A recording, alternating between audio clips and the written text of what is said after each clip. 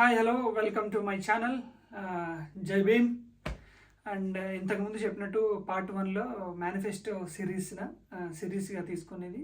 Part 1లో YCP manifesto గురించి చెప్పాను. ఇప్పుడు పార్ట్ 2 ఈ వీడియోకి ఆ వీడియో కొనసాగింపు. పార్ట్ 2లో కేవలం టీడీపీ అండ్ జనసేన బీజేపీ ఉమ్మడి మేనిఫెస్టో. కాకపోతే ఏంటంటే ఒక క్వశ్చన్గా ఇందులో BJP TDP manifesto, TDP Janasena మేనిఫెస్టోలో బీజేపీ అలైంట్ అవ్వలేదు. ఎందుకంటే మనం వీళ్ళు మేనిఫెస్టో రిలీజ్ చేసేటప్పుడు కేంద్ర ప్రతినిధి ఒక అతను వచ్చారు. ఈవెన్ మేనిఫెస్టో పట్టుకోవడానికి కూడా అంటే pro YCP government, pro Congress government ఇవి ఏం చేసాయంటే ఇలా బీజేపీ గవర్నమెంట్ ఎగనిస్ట్గా ఉన్న వాళ్ళు జస్ట్ సర్కిల్ చేశారు, దాన్ని సైడ్ కార్నర్ చేశారనమాట ఆ బీజేపీ ఆ వ్యక్తిని. ఈవెన్ వాళ్ళు మేనిఫెస్టోని పట్టుకోవడానికి కూడా నిరాకరించారు. అది తప్పు. అండ్ తర్వాత ఆయన ఏం చెప్పారంటే మేము వచ్చామంటే మేము ఈ మేనిఫెస్టోకి, ఈ పార్టీలకి, బీజేపీ టీడీపీ జనసేనకి మేము సపోర్ట్ అని. ఎందుకంటే ఈ మేనిఫెస్టోకి we are not into the part of TDP Janasena manifesto అని చెప్పారు వీళ్ళు. ఎందుకు అంటే ఆల్రెడీ మాకు మా పార్టీకి, బీజేపీ పార్టీకి కేంద్ర మేనిఫెస్టో ఉంది, సెంట్రల్ మేనిఫెస్టో ఉంది మాదంతా. అందుకే మేము ఈ బీజేపీ స్టేట్ ఆంధ్రప్రదేశ్ స్టేట్కి టీడీపీ బీజేపీ మేనిఫెస్టోతో మేము కలవలేదు. మాకు ఆల్రెడీ సెంట్రల్ మేనిఫెస్టో ఉంది కాబట్టి మేము దీంట్లో ఇంక్లూడ్ అవ్వలేదని పలానా వ్యక్తి చెప్పారనమాట. అందుకే నేను ఓన్లీ ఈ టీడీపీ జనసేన మేనిఫెస్టో గురించే మాట్లాడుతున్నాను. ఇందులో కూటమి manifesto, in case we can tell it is a కూటమి మేనిఫెస్టో. మెయిన్గా ఏంటంటే మనం టీడీపీ జనసేన మేనిఫెస్టోకి వెళ్తే ఫస్ట్ ఉమ్మడి మేనిఫెస్టో 2024 ఏంటంటే మెయిన్ అట్రాక్టివ్ మేనిఫెస్టో. వీళ్ళు ఏంటంటే జస్ట్ సూపర్ 6 అనే దాని మీద వీళ్ళు ఫోకస్ చేస్తున్నారు. ఈ సూపర్ 6 అనే దాని మీద యువగలం చేశారు, ప్రజాగలం చేస్తున్నారు. ఇప్పుడు పవన్ కళ్యాణ్ యాత్ర చేసిన ఈ సూపర్ 6 కొన్ని యాడ్ ఆన్గా జనసేన ఇచ్చిన దాని మీద వీళ్ళు వెళ్తున్నారు ఎన్నికలకి, ఈ మేనిఫెస్టోను బయటికి పెట్టేసి. ఈ సూపర్ 6లో ఏం చేస్తున్నారంటే ఈ ఉమ్మడి మేనిఫెస్టోలో ఫస్ట్గా యువతకు 20 లక్షల ఉద్యోగాలు ప్లస్ నెలకు 3,000 నిరుద్యోగ భృతి అన్నారు. ఈ నెలకి 20 లక్షల ఉద్యోగాలు కల్పించడం అనేది ఓకే. ఈ నెలకి 3,000 నిరుద్యోగ భృతి అంటే ఎంతమందికి ఇస్తారండి? అంటే 20 లక్షల మంది ఉంటే 20 లక్షల 3,000 మందికి ఇవ్వాలి నిరుద్యోగ భృతి. 20 లక్షల మందికి ఇవ్వాలంటే 20 లక్షల ఉద్యోగులు లేనట్ట, 20 లక్షల మందికి ఉద్యోగాలు లేనట్ట. అంటే మన స్టేట్ అంత దిగజారితనంలో ఉందా అనేది మనం చూసుకోవాలి. కాకపోతే వీళ్ళు ఏంటంటే దీన్ని ఇంప్లిమెంట్ చేస్తే మాత్రం it will be good advantage. And స్కూల్కి వెళ్ళే ప్రతి విద్యార్థికి ఏటా 15,000. ఇంతకుముందు నేను చెప్పినట్టు వీళ్ళు ఏం చేస్తున్నారంటే ప్రతి విద్యార్థికి ఇస్తున్నారు. వైసీపీ గవర్నమెంట్ ఏం చేసింది, ఇంటికి ఎంతమంది అంటే అంత ఒక్కరికే ఇస్తున్నారు. ఇంటికి ఎంతమంది ఉన్నాయి, వీళ్ళు ఏం చెప్తున్నారు, ఇంటికి ఎంతమంది ఉన్నా కానీ ప్రతి ఒక్కరికి ఇస్తామనేది. ఇది సేమ్ అమ్మఒడి కంటిన్యూషన్. ఇది ప్రతి రైతుకు ఏటా 20,000 ఆర్థిక సాయం, రైతు భరోసా. సేమ్ ఇక్కడ వాళ్ళు డబ్బులు ఇస్తున్నారు, అక్కడ వాళ్ళు డబ్బులు ఇస్తున్నారు, ఇక్కడ వీళ్ళు డబ్బులు ఇస్తున్నారు. వీళ్ళు ఏం చేస్తారంటే రైతు భరోసాని ఇక 20,000 చేశారు ఇక్కడ వీళ్ళు. ప్రతి మహిళకి నెలకి 1,500, 19 సంవత్సరాల నుంచి 59 సంవత్సరాల వరకు దాటిన వాళ్ళకి ఇది ప్రతి మహిళకి. ప్రతి ఇంటికి ఏడాదికి ఉచితంగా 3 గ్యాస్ సిలిండర్లు. ఈ సూపర్ 6లో వన్ ఆఫ్ ది మోస్ట్ అట్రాక్టివ్గా ఉంది ఏంటంటే గ్యాస్ సిలిండర్స్ అనేది ప్రతి ఇంటికి ఏడాదికి 3 గ్యాస్ సిలిండర్లు ఇవ్వటం. ఇంకోటి ఏంటంటే మెయిన్గా మనం చెప్పుకోవాల్సింది మహిళలకు ఉచిత బస్సు ప్రయాణం. ఇది ఆల్రెడీ తెలంగాణ స్టేట్లో ఆల్రెడీ జరుగుతుంది, ప్లస్ కర్ణాటక స్టేట్లో ఇది కాంగ్రెస్ మేనిఫెస్టోలో ఉంది. ఇది ప్రతి మహిళకి ఉచిత బస్సు ప్రయాణం అనేది. బట్ ఈ ఉచిత బస్సు ప్రయాణం అనేది నిజంగా మన స్టేట్లో దీన్ని మనం వెల్కమ్ చెప్పగలమా అనేది. ఎందుకంటే ఆల్రెడీ మన బడ్జెట్ తక్కువ, ఆల్రెడీ మనం లోటు బడ్జెట్లో ఉన్నాం. రాష్ట్రం నుంచి విడిపోయే లోటు బడ్జెట్లో నుంచి వచ్చాం. ఇప్పుడు చంద్రబాబు నాయుడు జగన్మోహన్ రెడ్డికి పాస్ ఆన్ చేసిన లోటు బడ్జెట్. ఇప్పుడు Jaganmohan Reddy in case Chandrababu next CM అయినా Jaganmohan Reddy pass on budget, లోటు బడ్జెట్ పాస్ ఆన్ చేయాలి చంద్రబాబు. కానీ మళ్ళీ in case Jagan chief minister అయినా కానీ యూ హ్యావ్ టు కంటిన్యూ లోటు బడ్జెట్. సేమ్ లోటు బడ్జెట్తోనే ద్వారానే మన రాష్ట్రాన్ని నాయకులు పాలిస్తూ ఉండాలి. అండ్ ఇవి మెయిన్గా సూపర్ 6 ఒకటి. యువతకు ఉద్యోగాలు 3,000 నెలకు భృతి. ఐ మీన్ స్కూల్కి వెళ్ళే ప్రతి విద్యార్థికి 15,000. సూపర్ 6లో 2 ఇది. సూపర్ 6లో 3 ఏంటంటే ప్రతి రైతుకు ఏటా 20,000. ఐ మీన్ సేమ్ వైసీపీ గవర్నమెంట్లో ఏదో రైతు భరోసా చేసింది, ఇక్కడ వీళ్ళు రైతు భరోసా. ప్రతి మహిళకి 1,500. ప్రతి మహిళకి 19 సంవత్సరాల నుంచి 59 సంవత్సరాలకి ఇది పెన్షన్ కాకుండా. ఇల్లు సూపర్ 6లో 4th ఇది. ప్రతి ఇంటికి ఉచిత గ్యాస్ సిలిండర్. అండ్ 6th వచ్చేది ఉచిత బస్సు ప్రయాణం. ఇందులో నాకు అట్రాక్టివ్గా అనిపించింది ఏంటంటే మహిళకు 1,500, ప్రతి ఇంటికి గ్యాస్ సిలిండర్లు 3, అండ్ మహిళకు ఉచిత బస్సు ప్రయాణం. ఉచిత బస్సు ప్రయాణం ఆర్టీసీ మీద భారం పడుతుందా లేదా అనేది కూడా చూసుకోవాలి. ఆర్టీసీకి ఎంత అధిక భారం అవుతా అనేది నాకు తెలిసి నేను రీసెర్చ్ చేసిన విషయాలు అంటే 2,800 కోట్లు కావాలి ఆర్టీసీ గాడిలో పెట్టాలంటే, ఆన్ ట్రాక్లో నడిపించాలంటే ఆర్టీసీని 2,800 కోట్లు. అసలు ఇది ఉచిత బస్సు ప్రయాణం వల్ల అధిక భారం పడుతుంది. అండ్ నెక్స్ట్ సూపర్ 6 2.0లో షణ్ముఖ వ్యూహం. ఐ మీన్ జనసేనతో యాడ్ అయ్యి ఇంటింటికి రక్షిత త్రాగునీరు, పూర్ టు రీచ్, పేదలని సంపన్నులుగా చేసే దశగా public private peoples partnership P4 పథకాలను అమలు చేయడం వీళ్ళు. అండ్ సౌభాగ్య పథకం. ఈ సౌభాగ్య పథకంలో ఏంటంటే చిన్న చిన్న మధ్య తరహా పరిశ్రమలకి అంకుర సంస్థలకు ప్రాజెక్టు వ్యయం గరిష్టంగా ₹10 లక్షల వరకు వీళ్ళు ఏం చేస్తారంటే సబ్సిడీ ఇస్తామంటున్నారు ఈ సౌభాగ్య పథకం ద్వారా. అండ్ రాష్ట్ర స్థూల ఉత్పత్తిని త్వరితగతిన పెంచడానికి పటిష్టమైన చర్యలు చేస్తామంటున్నారు వీళ్ళు. ఈ సూపర్ 6కి 2.0 వర్షన్గా వీళ్ళు చేసేది ఇది.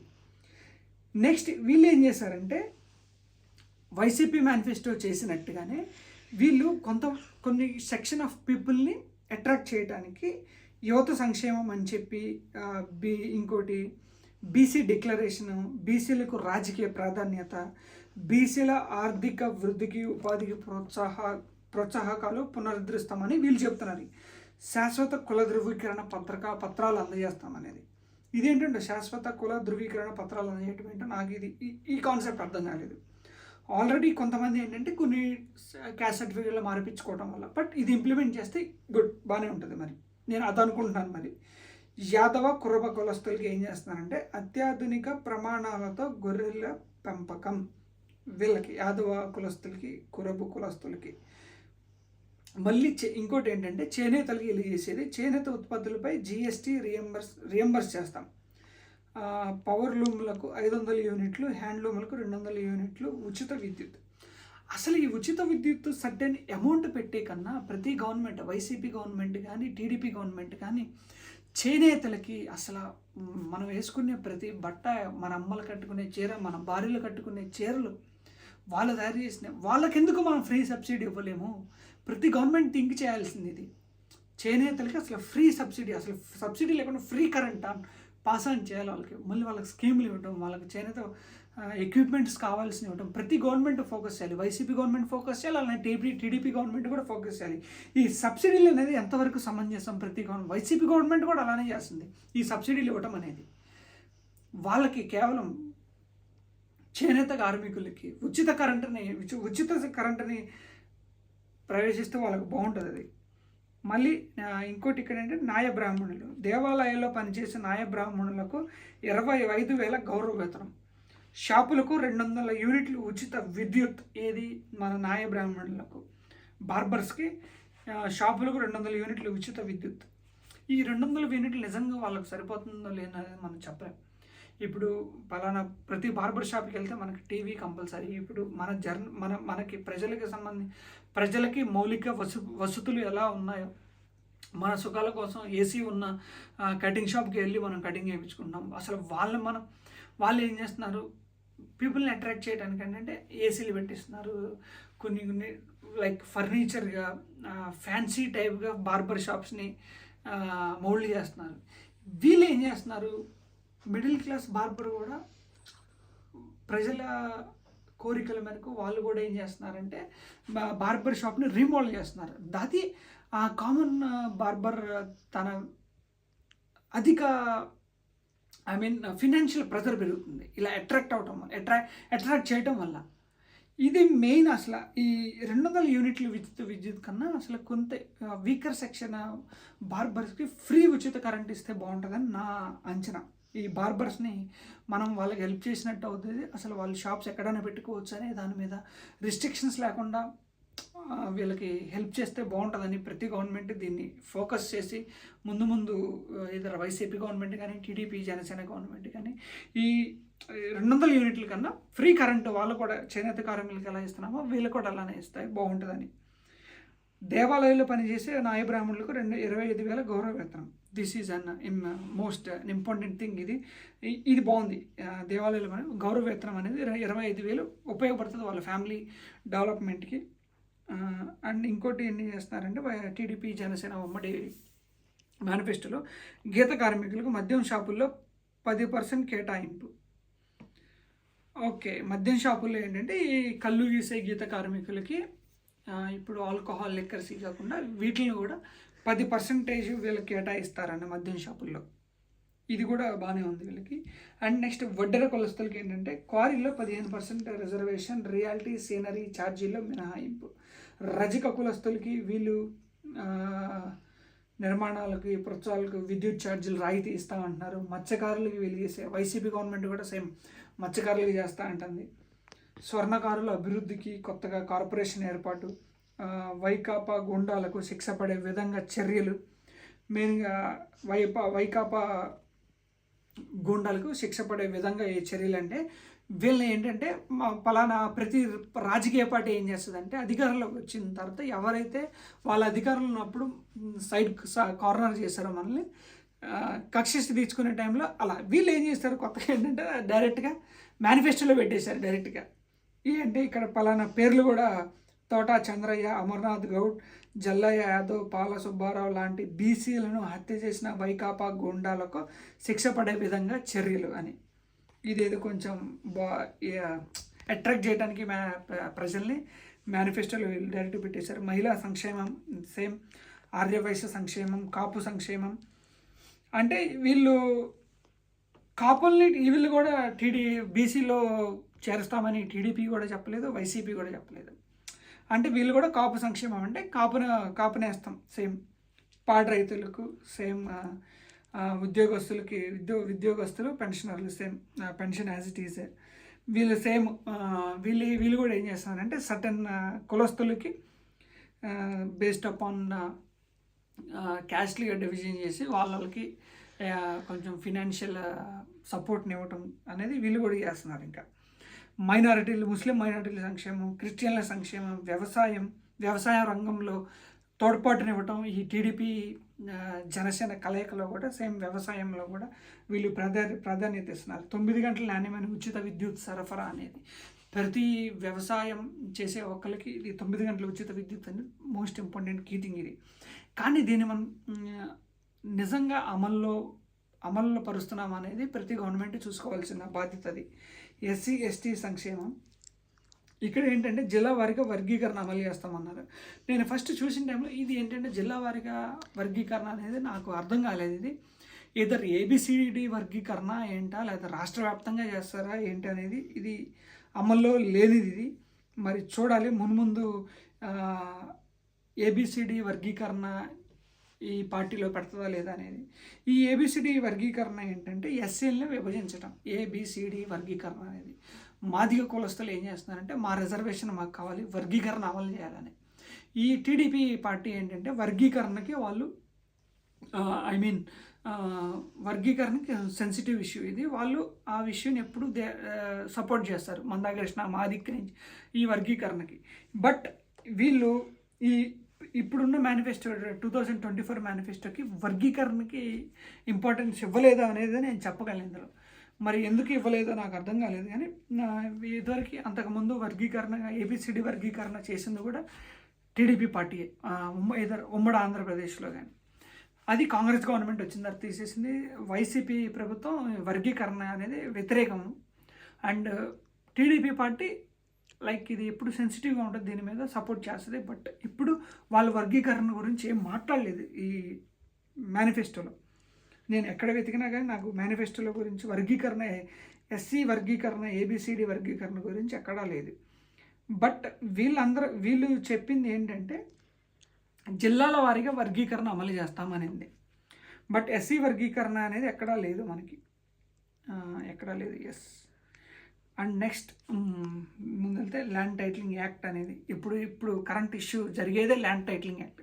అసలు ఈ ల్యాండ్ టైటిలింగ్ యాక్ట్ అనేది వైసీపీ గవర్నమెంట్ తెచ్చిందని, లేదు వాళ్ళ ల్యాండ్ టైటిలింగ్ యాక్ట్ అప్పుడు మేము అమలు చేసినప్పుడు అసెంబ్లీలో డైరెక్ట్గా మీ ఎమ్మెల్యేలు పయ్యావుల కేశవ్ గారే మీలాంటి వాళ్ళందరూ మాట్లాడారు ల్యాండ్ టైటిలింగ్ యాక్ట్ మంచిది, దీన్ని మనం వెల్కమ్ చేయాలని. అసలు land titling act first start అయింది మన సెంట్రల్ బీజేపీ గవర్నమెంట్ నుంచి. బీజేపీ గవర్నమెంట్ రాష్ట్ర ప్రభుత్వాలకి ఆ పవర్ అటానమీ ఇచ్చింది. దీన్ని వెల్కమ్ చేసుకోవాలా లేదా దీన్ని వాడుకోవాలా వద్దు అనేది స్టేట్స్కి ఫ్రీ హ్యాండ్ ఇచ్చింది అనమాట. ఎవరైనా యూజ్ చేసుకోవచ్చు లేదా డినే చేసుకోవచ్చు. It's based upon the ball is in are court. మనం ఎలా వాడుకోవాలంటే అది వద్దు అనుకుంటే మనం ల్యాండ్ టైటిలింగ్ యాక్ట్ మనం పవర్లోకి తీసుకురాకూడదు. కావాలనుకుంటే మనం తెచ్చుకోవచ్చు. ఇది సెంట్రల్ ప్రెషరైజ్ చేయట్లేదు. జస్ట్ కావాలా వద్దా అనేది సెంట్రల్లో మనం చేసే బాధ్యత మన చేతులకు వదిలేసింది. అది ఇంకా దాని మీద సర్టెన్ స్టాండ్ రాలేదు ప్రజెంట్ గవర్నమెంట్ నుంచి కానీ ఫర్దర్ గవర్నమెంట్ నుంచి కానీ. అండ్ నెక్స్ట్ సాగునీటి రంగం. ఇది ప్రతి పార్టీ చెప్పేది, సాగునీటిని పెంపొందించడం వల్ల. నెక్స్ట్ కార్మికులకి మళ్ళీ ఇక్కడ ఏంటంటే చంద్రన్న బీమా. అక్కడ జగన్మోహన్ రెడ్డి ఏం చేస్తున్నారు, వైసీపీలో కార్మికులకి బీమా కల్పించింది. ఇక్కడ చంద్రన్న బీమా పథకం ద్వారా సహజ మరణానికి 5 లక్షలు, ప్రమాదవశాత్తు మరణిస్తే 10 లక్షల బీమా వెంటనే. ఇదివరకు ఏంటంటే ఐటీడీపీ ద్వారా లోకేష్ 2014-19 టైంలో వీళ్ళు అప్పుడు అమలు చేశారు. ప్రతి టీడీపీ కార్యకర్త మరణిస్తే అలా డబ్బులు ఇవ్వటం. వీళ్ళు ఏం చేస్తున్నారంటే చంద్రన్న బీమా ద్వారా ప్రమాదవశాత్తు మరణిస్తే వాళ్ళకి దీన్ని కూడా యాడ్ ఆన్ ఇంక్లూడ్ చేశారు. ఇది కొంచెం అట్రాక్టివ్ మేనిఫెస్టో. నెక్స్ట్ ఆక్వా రంగం, సమగ్ర అభివృద్ధి, మౌలిక వసతుల కల్పన, మళ్ళీ ఫుడ్ ప్రాసెసింగ్, పర్యాటకం పెంపొందిస్తా అంటున్నారు. వీళ్ళు ఏం చేస్తున్నారంటే విద్య మీద ఎక్కువ ఫోకస్ పెట్టలేదు. వాళ్ళు ఏంటంటే మెయిన్ వీళ్ళు విద్య మీద ఫోకస్ పెట్టారు. విద్యా వైద్యం మీద టీడీపీ గవర్నమెంట్ తక్కువ ఫోకస్ పెడుతుంది. ఎందుకంటే మళ్ళీ వీళ్ళు ఏం చేస్తున్నారంటే ఇక్కడ ఉత్తరాంధ్ర అభివృద్ధి, రాయలసీమ అభివృద్ధి యాడ్ ఆన్గా చేశారు. ఎందుకు అంటే ఉత్తరాంధ్ర అభివృద్ధి, రాయలసీమ అభివృద్ధి ఎందుకు అంటే టీడీపీ వెళ్తుంది ఒకే రాష్ట్రం, ఒకే రాజధాని, అదే రాజధాని అమరావతి అని అంటున్నారు. కాబట్టి వీళ్ళు ఏం చేస్తారు, ఉత్తరాంధ్ర అభివృద్ధి, రాయలసీమ అభివృద్ధి. ఎందుకంటే విశాఖ ఆర్థిక రాజధానిగా అభివృద్ధి చేస్తాము, రాయలసీమని త్రాగునీరు, సాగునీరు, విద్యా వైద్యం సదుపాయాల ఏర్పాటుకు ప్రాధాన్యత ఇస్తామంటున్నారు. ఏది రాయలసీమ అభివృద్ధిలో మెయిన్గా ఇది ఈ మేనిఫెస్టోని తెచ్చింది కేవలం ఏంటంటే వీళ్ళు వస్తే అమరావతి క్యాపిటల్గా అవుద్ది కాబట్టి దీన్ని ఉత్తరాంధ్ర రాయలసీమ అభివృద్ధిని దీన్ని యాడ్ ఆన్ చేశారు. ఇందాక చెప్పినట్టు జర్నలిస్ట్ అక్రిడేషన్ కలిగిన ప్రతి జర్నలిస్ట్కు ఉచిత నివాస స్థలం. సేమ్ వైసీపీ గవర్నమెంట్ కూడా అదే చేస్తుంది. గుడ్ గవర్నమెంట్స్ అగ్రిగోల్డ్ ఆస్తులు అమ్మి బాధితులకు అందేలా చర్యలు తీసుకుంటామనేది. ఇప్పుడు వైసీపీ కూడా 2019లో అదే చేసింది, అగ్రిగోల్డ్ బాధితులు. మరి అది ఫుల్ ఫ్లెడ్జ్డ్గా చేస్తున్నారా లేదా అనేది అది ఉత్త హామీ పేపర్ మీదే ఉంటుందా, అగ్రిగోల్డ్ బాధితులుగా నిజంగా వెళ్తుందా లేదా అనేది ఇరు పార్టీలు వాళ్ళు మనసులో ఒకసారి ప్రశ్నించుకోవాల్సిన టైం ఇది. అండ్ వాళ్ళ న్యాయవాదులకి ఇదే చేశారు, వీళ్ళు న్యాయవాదులకి ఇదే చేస్తున్నారు. ఇక్కడ ఏం చేస్తారంటే 10,000 స్టైఫండ్, జూనియర్ న్యాయవాదులు శిక్షణకు ప్రత్యేక ట్రైనింగ్ అకాడమీ ఏర్పాటు చేస్తామని ఈ టీడీపీ గవర్నమెంట్ చెప్తుంది, టీడీపీ మేనిఫెస్టో చెప్తుంది. అండ్ వీళ్ళు ఏం చేస్తున్నారంటే ఎక్స్ట్రా యాడ్ ఆన్గా చేసింది పంచాయతీరాజ్ డిక్లరేషన్. ఈ పంచాయతీరాజ్ డిక్లరేషన్ ఏంటంటే ఆర్థిక సంఘం ఇచ్చిన నిధులకు నేరుగా పంచాయతీలకు అందిస్తామనేది. ఇప్పుడు ఏంటేం చేస్తుంటే ప్రీవియస్గా అన్ని గవర్నమెంట్లు, చంద్రబాబు నాయుడు గవర్నమెంట్లో, వైసీపీ గవర్నమెంట్లో పంచాయతీకి రావాల్సిన నిధులు దారి మళ్లించేసి వాడుకునేవాళ్ళు వేరే విధంగా. వీళ్ళు ఏం చేస్తున్నారు, వీళ్ళు టైంకి వచ్చినప్పుడు నేరుగా పంచాయతీలకే అందిస్తామనేది. చూద్దాం, ఇది నేరుగా పంచాయతీలకు వెళ్తే పల్లెలు బాగుపడతాయి. ఇది ఒక మంచి పార్టే వీళ్ళు మేనిఫెస్టోలో పెట్టిందనేది. బెస్ట్ ఇదండి. ఇది ఇప్పుడు మనం మాట్లాడుకున్నది టీడీపీ మేనిఫెస్టో గురించి. ఉమ్మడి చంద్రబాబు గారిది అండ్ పవన్ కళ్యాణ్ గారిది ఇద్దరి ఉమ్మడి మేనిఫెస్టో. ఇంతకుముందు నేను చెప్పినట్టే ఓటు వేసే ముందు ఆలోచించండి, ఎవరికి ఓటు వేస్తున్నాం, ఇది మన మేనిఫెస్టో అమలు అవుతుందా అవ్వట్లేదా నాయకులు, రాజకీయ నాయకులు ముఖ్యంగా వీళ్ళు చెప్పే ప్రతి హామీ నెరవేరుతుందా లేదా అనేది చూసి ఓటు వేయండి. మీకు మీరే ప్రశ్నించుకోండి. ఏ నాయకుడికి వేస్తే ఓటేస్తే మన పథకాలు అమలయ్యి మన ఇంటికి పథకాలు చేరుతాయో అనేది ఇతర జనసేన, టీడీపీ లేదా వైఎస్ఆర్సీపీ ఏ పార్టీకి ఓటేయాలనేది మీకు మీ భవిష్యత్తుకి ఏ పార్టీకి ఓటేస్తే మీ భవిష్యత్తు తలరాతలు మారతాయో ఆ పార్టీకి ఓటండి. కాకపోతే ఒక్కటి, డబ్బు తీసుకోకు, ఓటు వేయకు. డబ్బు తీసుకొని ఓటు వేసావా ఈ మేనిఫెస్టోని ప్రశ్నించే హక్కు నీకు లేదు, నాకు లేదు. డబ్బు తీసుకోకుండా ఓటేద్దాం, నాయకుడిని నిలదీద్దాం, ప్రశ్నిద్దాం. నువ్వు నాకు ఎందుకు చేయలేదు, ఇది నీ మేనిఫెస్టో, నువ్వు ఈ మాట ఇక్కడ చెప్పావు, ఆ మాట అక్కడ చెప్పావు అనేది మనం దాన్ని మాట్లాడుకోవాలి. అండ్ ఇంకపోతే ఇది మేనిఫెస్టో. ఇంకపోతే అసలు నిజంగా రాష్ట్రానికి కావాల్సిన బడ్జెట్ నిజంగా ఇవి చేయగలవా?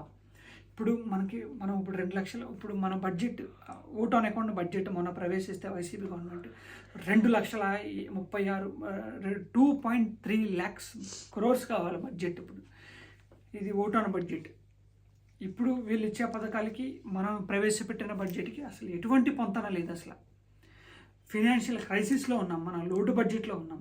కాకపోతే ఈ పథకాలు నిజంగా రాష్ట్ర భవిష్యత్తుని నిలబెడతాయి అంటే ఏ పార్టీ ఇచ్చిన పథకాలు నిలబెట్టు. ఎందుకంటే వైసీపీ గవర్నమెంట్ కూడా ఫ్రీ బీస్ ఇస్తుంది. ఇప్పుడు మొన్నటిదాకా చెప్పిన టీడీపీ ఫ్రీ బీస్ వల్ల రాష్ట్రం మరో శ్రీలంక అయిపోతుంది, మరో పాకిస్తాన్ అవుతుంది అన్నారు. ఇప్పుడు వాళ్ళు అదే చేస్తున్నారు. మన రాష్ట్రం మరో శ్రీలంక టీడీపీ చేస్తారా? బట్ 2 బడ్జెట్లు మనం స్వాగతిద్దాం. ఏ పార్టీకి సపోర్ట్ కాకుండా 2 బడ్జెట్ని స్వాగతించి ఏ పార్టీ అధికారంలో వస్తే నిజంగా ప్రజలకి నిజాయితీగా సేవ చేయాలి దృక్పథంతో ఉంటే ఎంత లోడ్ బడ్జెట్ ఉన్నా అసలు ఎకనామికల్ సోర్స్ని మనం సృష్టించి ఆ ఎకనామికల్ సోర్స్ ద్వారా ప్రజలకు బడ్జెట్ చేరవేస్తే చాలది. ప్లస్ ఏమి లేదండి, గొప్ప విషయమే లేదు. మనం ఎకనామికల్ వెల్త్ని క్రియేట్ చేసుకుని ఆ క్రియేట్ చేసిన వెల్త్ ద్వారా మనం ఆ మనీ జనరేట్ చేసిన విధానం ద్వారా మనం డబ్బుల్ని పలానా ఇంటికి బెనిఫిషియరీకి చేకూరిస్తే చాలు. ప్రతి రాజకీయ పార్టీ కానీ రాజకీయ నాయకుడు కానీ చేయాల్సింది అది. పలానా ఎగ్జాంపుల్, 1 కోటి రూపాయలు ఉంది రాష్ట్రానికి కావాల్సింది, ఆ 1 కోటి రూపాయలు. ఆ 1 కోటి రూపాయలు దేని ద్వారా ఖర్చు పెడుతున్నారా ఏంటి అనేది పంపించడమే సీఎం, చీఫ్ మినిస్టర్ చేసే ఒక పని. ఇప్పుడు మన ఇంటికి మనం చీఫ్ మినిస్టర్లు, మనకు నెల బడ్జెట్ వేసుకొని మనం ఎలా క్యాలిక్యులేట్ చేసుకొని డివిజన్ చేసుకొని ఇస్తున్నామో సేమ్ చీఫ్ మినిస్టర్ కూడా అదే యాడ్ ఆన్ చేస్తూ ఉంటాడు. కాకపోతే వాళ్ళకి పవర్స్ ఉంటాయి. మన ఇంట్లో మనకి కామన్ మ్యాన్ పీపుల్ కాబట్టి మనకి అంత సోషల్ లైఫ్ని శాసించే పవర్స్ మనకు ఉండవు. బట్ మే 13న we will be the superpowers, we are the superheroes. Vote wisely before you vote. Think wisely before you vote. Vote నీ ఆయుధం, గుర్తుపెట్టుకోండి. డబ్బు తీసుకోకుండా ఓటు వేయద్దు. నీ మేనిఫెస్టోని నువ్వు ప్రశ్నించాలనుకుంటే డబ్బు తీసుకొని ఓటు వేయద్దు. ఇది నేను చెప్పదలుచుకున్న వీడియో. Part 1, part 2. పార్ట్ 1లో వైసీపీ మేనిఫెస్టో గురించి, పార్ట్ 2 వైసీపీ మేనిఫెస్టో. అసలు అవుట్లైన్ ఇవ్వటం ద్వారా అసలు నిజంగా ఈ మేనిఫెస్టోలు చదువుతున్నామా లేదా అనేది చదవండి. మేనిఫెస్టోలు ఓటేసే ముందు చదవండి అనేది ప్రతిసారి ప్రతి సోషల్ మీడియా ప్లాట్ఫామ్లో వాళ్ళు రిలీజ్ చేస్తూ ఉన్నారు. ఎక్కడో చోట చదువులేని వారికి మీరు చదివి వినిపించండి. వాళ్ళు ఒకళ్ళైనా మారతారు మేనిఫెస్టోని చూసే ఓటు వేసేవాళ్ళు. ఇది నేను ఇంతటితో నేను అవేర్నెస్ కొంచెమైనా కల్పించాను నేను అనుకుంటున్నాను. Thank you for watching my videos and please subscribe and press the bell icon. Bell icon press చేస్తే ఏంటంటే నేను పెట్టే వీడియో మీకు నోటిఫికేషన్ వస్తుంది, అప్పుడు ఆ వీడియోని చూడొచ్చు. ఇప్పుడు యూట్యూబ్కి నేను కొత్త వీడియోలు ఎలా చేయాలి ఏంటని రాను నేర్చుకుంటున్నాను ఈ మాట్లాడే ప్రాసెస్లో. ఎందుకంటే నాకు మాట్లాడటం ఇష్టం కాబట్టి ఆ ర్యాప్ నేను మెయింటైన్ చేయగలను కాబట్టి ఇప్పుడు నేర్చుకుంటున్నాను. నా వీడియోస్లో ఏమన్నా తప్పులు ఉంటే ప్లీజ్ కామెంట్ రూపంలో చెప్పండి. స్లో అవుతున్నా లైక్ వీడియోస్లో నేను కంటెంట్ దారి నుంచి బయటికి వెళ్తున్నా చెప్పండి. కామెంట్ సెక్షన్లో మార్చుకుంటాను. ముందు మీకు మంచి కంటెంట్ని ఇవ్వాలని నేను ఎప్పుడు తప్పిస్తాను. మంచి కంటెంట్ ఇవ్వడం ద్వారా ఆ సమాజానికి నా ద్వారా కొద్ది గొప్ప ఉపయోగపడుతుందని నేను ఆశిస్తున్నాను. Thank you for watching my channel. Please stay tune. జై హింద్. Thank you. జై భీమ్.